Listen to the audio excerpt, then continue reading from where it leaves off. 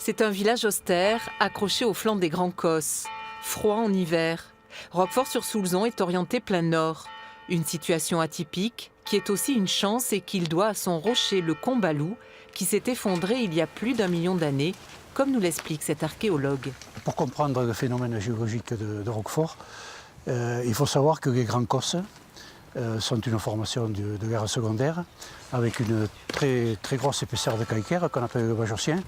Mais en fait, les Grands Causses sont des colosses avec un pied d'argile. À cette époque, la roche s'est fissurée. Les blocs ont glissé sur les couches d'argile qui les soutenaient.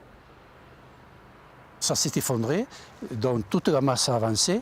Il y a eu à peu près 40-50 mètres d'affaissement. Le bloc est resté homogène en se fracturant, avec une multitude de failles, d'interstices qui ont fait que l'air s'infiltrant dans ces failles crée un courant d'air, soit ascendant, soit descendant, qui fait que l'éboulis de Roquefort, en fait, c'est un grand frigo qui maintient la température entre 7 et 12 degrés. Des frigos naturels qui font la fortune du village depuis des siècles. Le Roquefort souterrain s'étend sur 2 km. Un réseau de grottes aménagées qui respire grâce aux failles formées par les éboulis, les fleurines.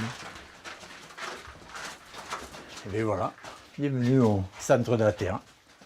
Pour moi, la fleurine, c'est le poumon des caves. C'est ce qui permet aux caves de respirer. L'air s'engouffre, se charge en humidité, se refroidit au contact de la roche et arrive dans nos caves frais et humides. C'est comme ça qu'on arrive à réguler la température tout le long de l'année dans nos caves. Dans ce lieu vivant et unique au monde, les hommes affinent le fromage de Roquefort depuis le Moyen-Âge. Une tome de brebis au cœur de laquelle fleurit le Penicillium roquefortis qui lui donne son caractère en 90 jours minimum. Roquefort est l'appellation fromagère la plus ancienne et la plus petite de France. Le territoire de l'affinage de Roquefort, c'est la longueur du village de Roquefort, environ 1,5 km, 300 mètres de large et une centaine de mètres en profondeur. Hors de cette zone, point de Roquefort possible. Pourtant, des millions de fromages sont produits ici chaque année par 7 fabricants. Sous ces airs tranquilles, Roquefort est un village industriel. Et sa tradition fromagère remonte aux premiers bergers qui occupaient le site.